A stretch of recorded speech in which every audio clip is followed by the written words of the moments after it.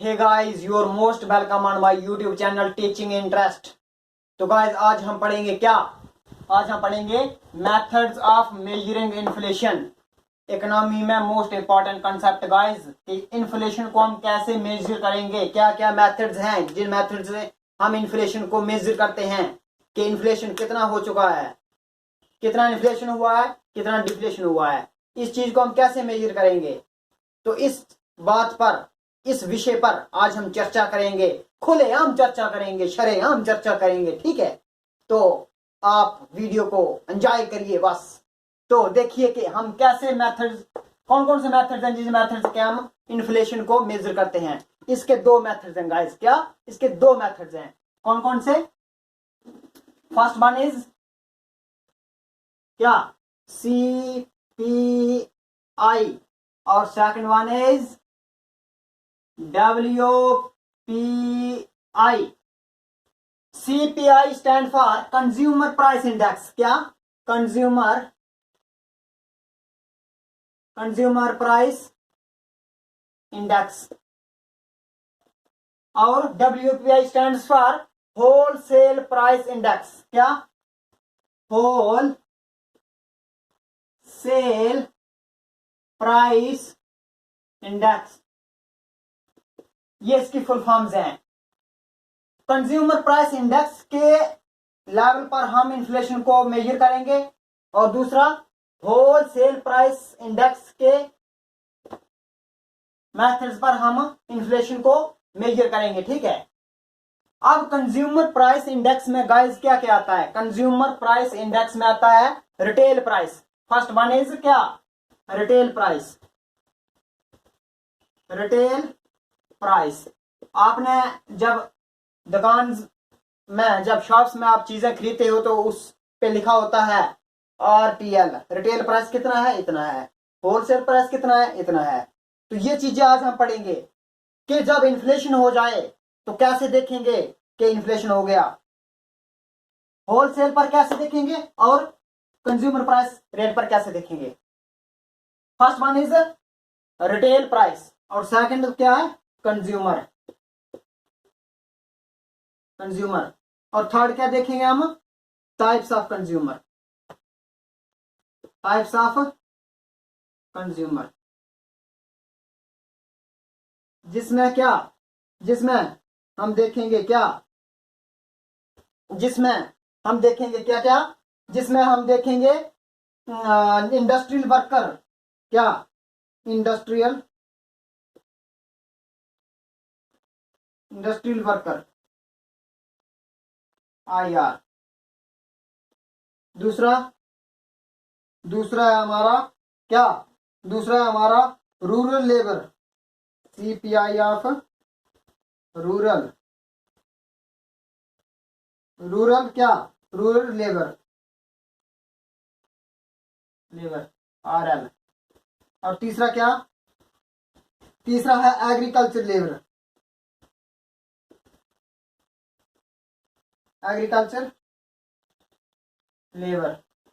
AR। इनका भी CPI और इनका भी CPI।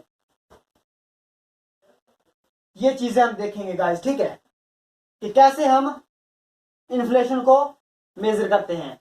ठीक है, अब देखिए, आज इस पेन की क्या? आज इस पेन का रेट है 10 रुपए। क्या? आज इस पेन का रेट है 10 रुपए, लेकिन इस पेन का रेट 2011 में और 2012 में कितना था और आज कितना है 2022 में, उसमें जो फर्क आएगा। एग्जाम्पल मान लो आप कि उस वक्त इस पेन का रेट था 5 रुपए। क्या? इस पेन का रेट था 5 रुपए। ठीक है, और आज इस पेन का रेट है 10 रुपए। तो कितना इन्फ्लेशन हुआ? 5 रुपए का इन्फ्लेशन हुआ गाइस। अब 2011-12 ये फिक्स किया हुआ है। ठीक है, ये फिक्स किया हुआ है। जब भी हम इन्फ्लेशन को मापते हैं तो सबसे पहले हम देखते हैं कि गुड्स एंड सर्विसेज का क्या, गुड्स एंड सर्विसेज का रेट 2011 और 12 में कितना था और गुड्स एंड सर्विस का प्राइस आज कितना है। अब ऐसा तो नहीं है कि हम इतनी सारी गुड्स एंड सर्विसेज हैं, इन सारी गुड्स एंड सर्विसेज का प्राइस को देखें, ये तो पॉसिबल नहीं है। हजारों लाखों की तादाद में गुड्स एंड सर्विसेज हैं, तो इसमें फिक्स किया गया है कि अप्रॉक्सीमेटली कितना, अप्रॉक्सीमेटली कितनी आइटम्स देखेंगे हम, आइटम्स देखेंगे हम कितनी आइटम्स देखें हम, रूरल में कितनी, RURL रूरल, और अर्बन में कितनी। रूरल में देखेंगे हम 448 गुड्स एंड सर्विसेज, और इसमें कितनी देखेंगे 460 गुड्स एंड सर्विसेज। क्या 460 गुड्स एंड सर्विसेज, ये किस में देखेंगे हम, रूरल में देखेंगे। ये इतनी चीजें फिक्स की हुई हैं, क्या 448 चीजें फिक्स की हुई हैं, और उस वक्त उन चीजों का प्राइस कितना था और आज उन चीजों का प्राइस कितना है, उनमें से जो फर्क आएगा निकल के, दैट इज कॉल्ड इन्फ्लेशन। इतना इसमें इन्फ्लेशन हो गया, ये चीज हम पढ़ेंगे, ठीक है। ये आपको याद रखना है कि रूरल में कितनी गुड्स और सर्विसेज फिक्स की हुई है, 448 448 और अर्बन में कितनी 460 460 गुड्स एंड सर्विसेज, ठीक है। ये था हमारा क्या CPI। अब WPI wholesale price index की बात करें तो इसमें गाइज हमने रखा हुआ है 697 गुड्स। अब इसमें सिर्फ गुड्स है, इसमें सर्विसेज नहीं है, क्योंकि आपको पता है कि होलसेल में सर्विसेज नहीं होती गाइज, होलसेल में क्या सर्विसेज नहीं होती, इसमें सिर्फ गुड्स होती हैं। सर्विसेज तो किसमें, कंज्यूमर प्राइस इंडेक्स में होती हैं। होलसेल का मतलब ये होता है कि हम चीजों को होलसेल में दें, इसमें सर्विसेज नहीं होती कि एक चीज दें दो चीज दें, इसमें होलसेल होती है, ठीक है। इसलिए यहां पर क्या 697 गुड्स हमने रखी हुई हैं, और वो कब की बात है, वो है गाइज 2011-12 में जो रेट फिक्स किए हैं और आज उसके रेट कितने हैं, उसमें से जो फर्क निकल के आएगा उसको हम क्या बोलेंगे, उसको बोलेंगे हम कि होलसेल प्राइस इंडेक्स में इतनी इन्फ्लेशन आ चुकी है। और यहां पर मैं क्या देखेंगे, यहां पर देखेंगे 2010 से लेकर 12 तक, यहाँ पे 2011 से 12 तक, यहां से 2010 से 12 तक। 2010 और 12 में गुड्स और सर्विसेज का रेट कितना था और आज कितना है। जितना बढ़ गया होगा उतना हम देखेंगे कि उतना उन चीजों में इन्फ्लेशन आ गया है, ठीक है। और 2011-12 में होलसेलों का जितने भी गुड्स हैं उनमें उनका रेट कितना था और उनका रेट आज कितना है 2022 में, और जितना उसमें पैसा बढ़ गया होगा उसको हम बोलेंगे कि क्या इन्फ्लेशन आ चुका है। इसमें रिटेल प्राइस भी होता है, इसमें कंज्यूमर प्राइस भी होता है, और ठीक है इसमें टाइप्स ऑफ कंज्यूमर की बात करें तो जो लोग इंडस्ट्रीज में काम करते हैं, इंडस्ट्रियल वर्कर्स जो हैं, वो लोग जो जिन जिन चीजों का इस्तेमाल करेंगे उन चीजों को हम एक टोकरी में रखेंगे, फिर हम पिछला डाटा देखेंगे, कब का 2010 और 2012 का डाटा देखेंगे कि इन चीजों का प्राइस 2010 और 12 में कितना था, और फिर देखेंगे हम कि इन्हीं चीजों का रेट आज 2022 में कितना है। अगर उन चीजों का रेट मान लो कि किसी का 2 था, किसी का 4 रुपए था, किसी का 6 रुपए, लेकिन उन्हीं चीजों का आज क्या है 10 रुपए, 15 रुपए, 20 रुपए, और जितना जितना उनमें बढ़ोतरी हुई, जितना जितना उन गुड्स एंड सर्विसेज में पैसा इंक्रीज हुआ, दैट इज कॉल्ड इन्फ्लेशन। इतना उन चीजों में इन्फ्लेशन आ गया। तो ये था हमारा क्या इंडस्ट्रियल वर्कर्स का कंज्यूमर प्राइस इंडेक्स। अब रूरल लेबर, रूरल इलाके में, रूरल गांव में जो लोग काम करते हैं उन लोगों ने जो जो चीजें इस्तेमाल की उन चीजों को एक टोकरी में लेंगे। वो कितनी चीजें हैं 448 चीजें हैं। रूरल के लिए। रूरल के लिए 448 चीजें फिक्स की हुई हैं जो कि वो मैक्सिमम मकदार में उनको इस्तेमाल करते हैं। उन चीजों को एक टोकरी में लेंगे, फिर देखेंगे कि इन चीजों का 2010 और 2012 में कितना रेट था और उन चीजों का रेट आज कितना है। उनका जो डिफरेंस आएगा दैट इज कॉल्ड, उतना उसमें इन्फ्लेशन हो गया। ठीक है, उतना उनमें इन्फ्लेशन हो गया। अब एग्रीकल्चर लेबर्स, एग्रीकल्चर में जो लोग काम करते हैं, खेती बाड़ी में जो लोग काम करते हैं, उन चीज वो भी इसी में आएंगी 448 goods and services.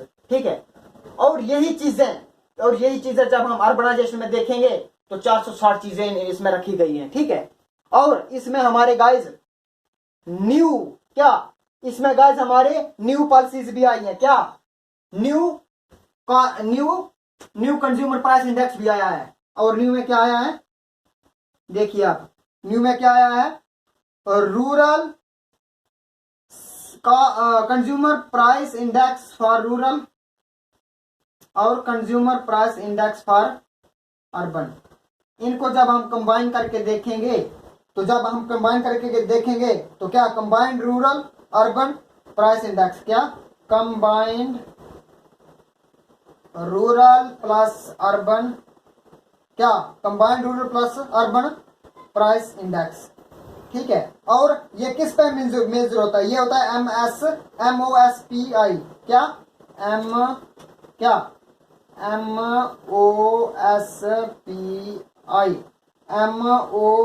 MOSPI, ministry of statical programming implementation, ministry of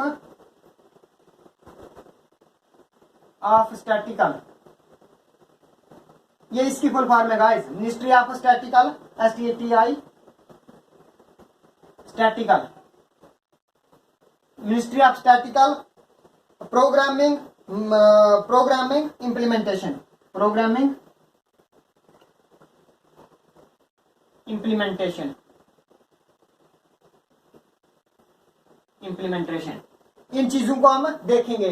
ठीक है, तो ये था हमारा क्या, कंज्यूमर प्राइस इंडेक्स।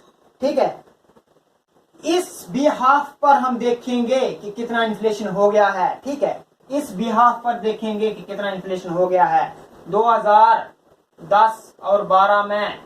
इन चीजों का रूरल में 448 गुड्स एंड सर्विसेज और अर्बन में 460 गुड्स एंड सर्विसेज का रेट 2012 में कितना था और आज 2022 में कितना है। अगर उस वक्त 5 रुपए था, आज 15 रुपए है, तो 10 रुपए का इन्फ्लेशन हो गया। कितने का? 10 रुपए का इन्फ्लेशन। इस तरह से हम क्या करते हैं कि कॉस्ट प्राइस इंडेक्स को, इंडेक्स का मतलब ही यही होता है कि उन चीजों को इंडेक्स में लिखी हुई है, वो चीजें इंडेक्स में लिखी हुई हैं जिनके बिहाफ पर हम इन्फ्लेशन को मेजर करते हैं। ठीक है, तो ये था हमारा क्या, कंज्यूमर प्राइस इंडेक्स। अब हम देखते हैं होलसेल प्राइस इंडेक्स। क्या? Wholesale price index. इसमें होल प्राइस देखते हैं हम, इसमें क्या देखते हैं, होल प्राइस देखते हैं गाइस। ठीक है, इसमें हम होल प्राइस देखते हैं। क्या? होल प्राइस देखते हैं। क्या? Whole price index. और क्या देखते हैं, और देखते हैं प्रोड्यूसर्स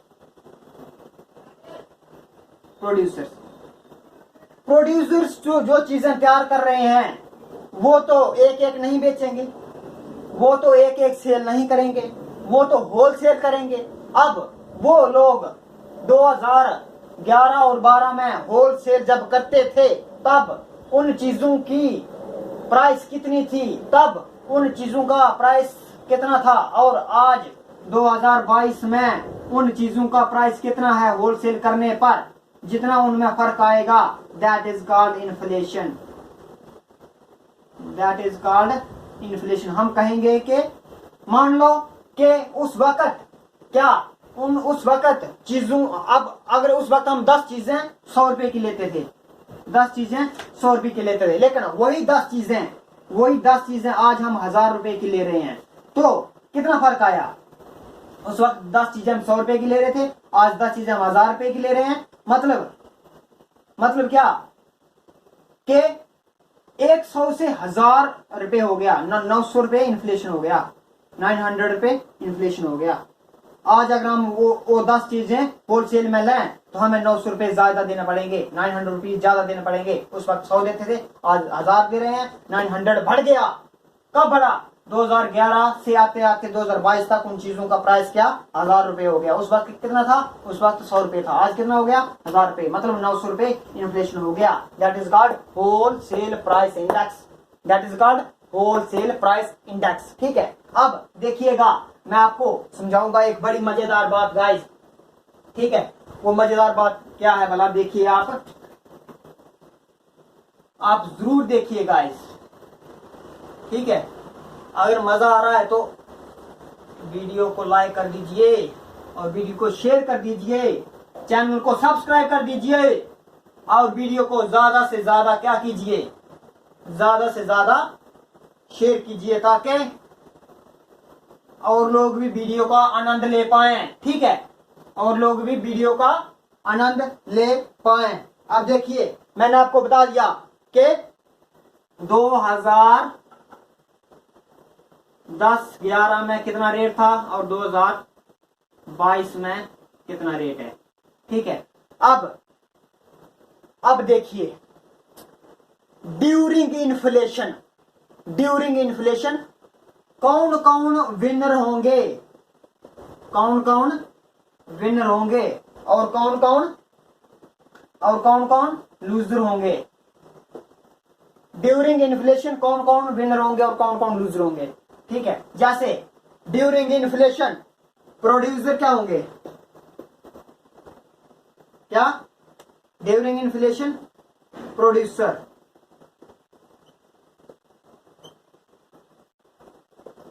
और ड्यूरिंग इन्फ्लेशन है गाइस। बात किसकी है? इन्फ्लेशन की बात है, इन्फ्लेशन की। और ड्यूरिंग इन्फ्लेशन कंज्यूमर क्या हो गए? देखिए, अब इन्फ्लेशन आ चुका है तो प्रोड्यूसर ज्यादा फायदे में होंगे या कंज्यूमर ज्यादा फायदे में होंगे? बताइए आप गाइस। प्रोड्यूसर ज्यादा फायदे में होंगे एज कंपेयर टू कंज्यूमर, क्योंकि प्रोड्यूसर जब चीजों को तैयार करेंगे, प्रोड्यूस करेंगे, प्रोडक्ट्स बनाएंगे, तो उनका जितना भी खर्चा आया है उन चीजों को बनाने में, उसके बिहाफ पर वो चीजों का रेट फिक्स करेंगे और उसमें जितना वो प्रॉफिट कमाना चाहें वो कमा सकते हैं। तो मतलब प्रोड्यूसर क्या हुए? विनर हुए। और लूजर क्या हुए? कंज्यूमर हुए। Consumer are losers and producers are winner when inflation has happened. ठीक है, उसके बाद दो पर्सन आते हैं हमारे पास। क्या? एक फिक्स सैलरीड, क्या? एक फिक्स सैलरीड पर्सन और दूसरे फ्लेक्सिबल इनकम ग्रुप। क्या? एक फिक्स सैलरीड पर्सन और दूसरे फ्लेक्सिबल क्या? Flexible income group. अब फिक्स सैलरी में कौन कौन से आएंगे?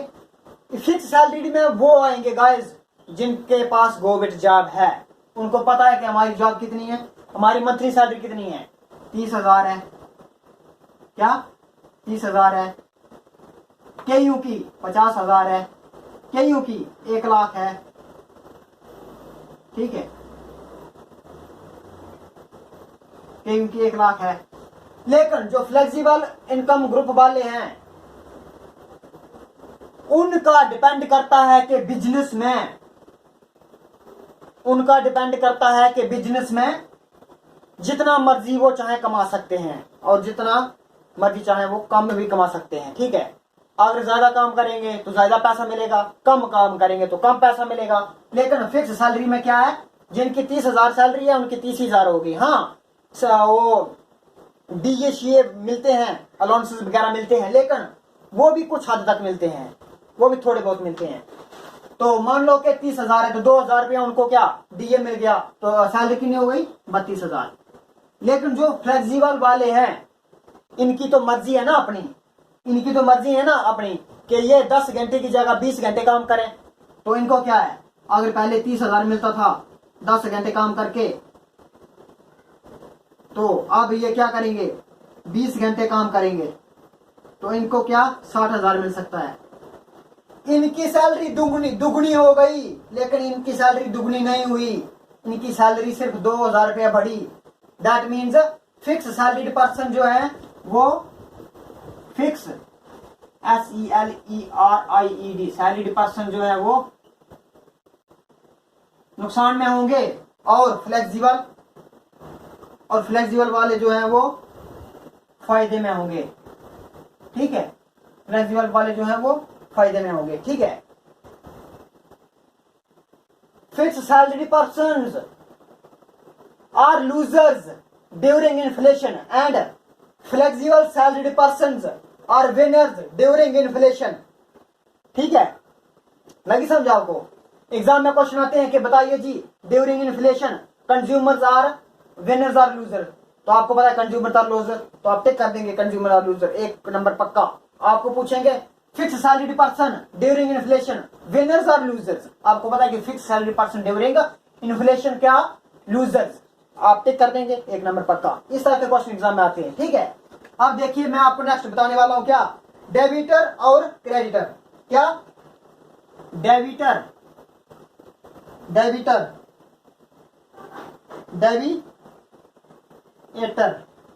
और क्रेडिटर।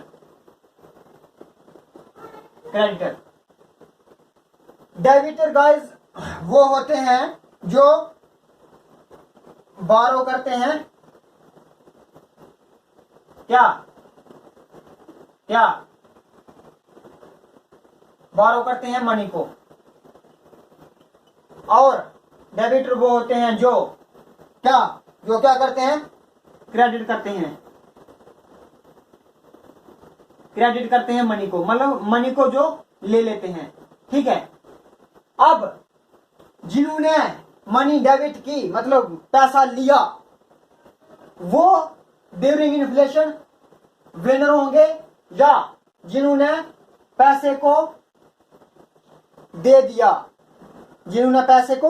दे दिया वो लूजर होंगे या विनर। जैसे मान लो कि मैं क्या हूं, मैं हूं डेबिटर, डेबिटर। मैंने किया कि आपसे मैंने 10,000 रुपए ले लिया। मैंने आपसे 10,000 रुपया ले लिया। मैं क्या हूं, डेबिटर। मैंने आपसे 10,000 रुपया ले लिया, और मार्केट में क्या चल रही है, इन्फ्लेशन चल रही है। मार्केट में क्या चल रही है, इन्फ्लेशन चल रही है। अगर मार्केट में इन्फ्लेशन चल रही है, मैंने आपसे 10,000 रुपया लिया और मैंने उस 10,000 रुपए की लैंड खरीदी। क्या खरीदी, उस 10,000 रुपए की लैंड खरीदी, या प्लॉट खरीदा, या मैंने उस 10,000 रुपए का बिजनेस खरीदा ड्यूरिंग इन्फ्लेशन। अगर मैंने 10,000 रुपए का बिजनेस खरीदा, अगर 10,000 रुपए का प्लॉट खरीदा, तो चल रही है इन्फ्लेशन, और 6 महीने के बाद क्या होगा, 6 महीने के बाद उस 10,000 रुपए की खरीदी हुई जमीन की कीमत हो जाएगी कितनी, 30,000। क्यों होगी 30,000, क्योंकि मार्केट में चल रहा है इन्फ्लेशन। अब मैंने आपसे लिया ना, तो आप हो क्रेडिटर। मैंने आपसे 30,000 रुपए लिया, मैंने आपसे 10,000 रुपए लिया था, लेकिन मैंने आपको कहा था कि मैं जब आपको 6 महीने के बाद आपका 10,000 रुपए वापस करूंगा तो मैं आपको विद इंटरेस्ट कितना, 15,000 रुपए दे दूंगा।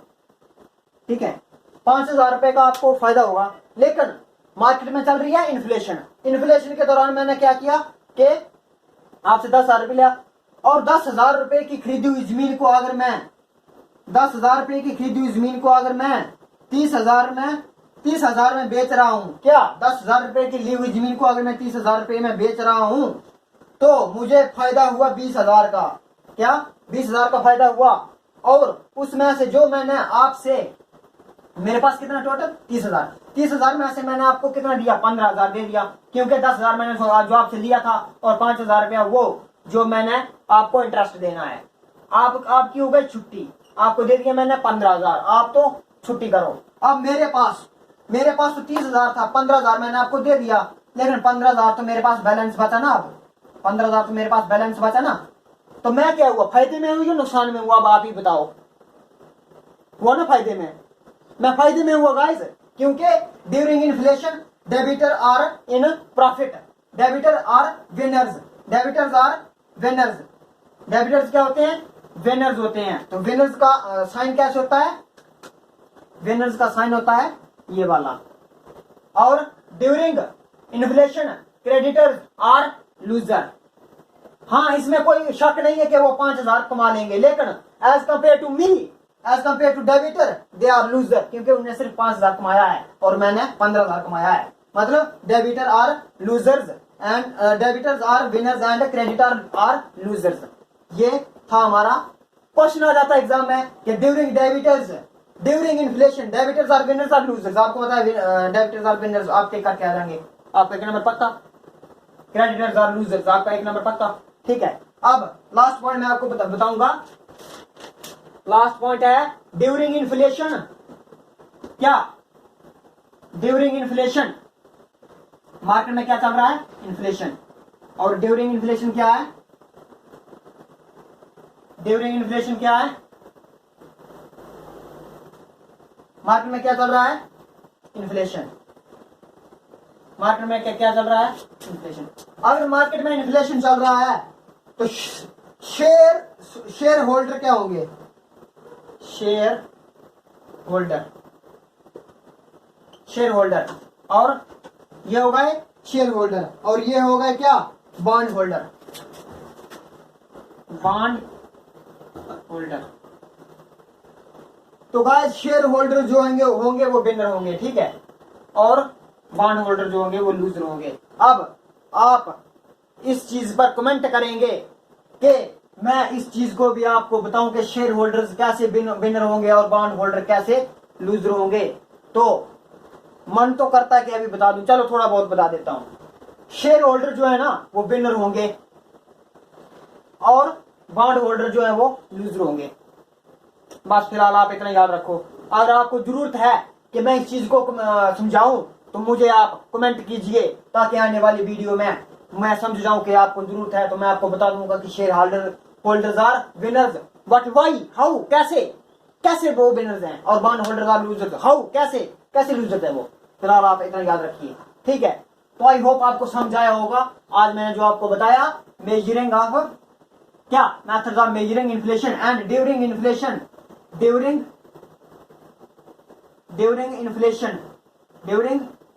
इन्फ्लेशन कौन विनर होगा, कौन लूजर होगा। प्रोड्यूसर्स विनर होंगे और कंज्यूमर लूजर होंगे। शेयर होल्डर्स विनर होंगे और बॉन्ड होल्डर लूजर होंगे। और क्या, फिक्स सैलरीड पर्सन लूजर और फ्लेक्सिबल सैलरीड पर्सन विनर, ठीक है। और क्या, debtors are winners and creditors are losers. ये था आज का मेन टॉपिक। आई होप आपको समझ आया। तो प्लीज अगर समझ आया है तो वीडियो को लाइक कर दीजिए, चैनल को सब्सक्राइब कर दीजिए, और वीडियो को जितना हो सके शेयर कीजिए और कमेंट जरूर कीजिए, ठीक है, ताकि मुझे मोटिवेशन मिल सके कि मैं जितनी मेहनत कर रहा हूं वो कहीं ना कहीं पल्ले पड़ रही है, किसी के पल्ले पड़ रही है। मेरा मेन मकसद है कि आपको समझ आनी चाहिए। अगर समझ आ रहा है तो वीडियो को लाइक कर दीजिए। Thanks for watching. जय हिंद, जय भारत।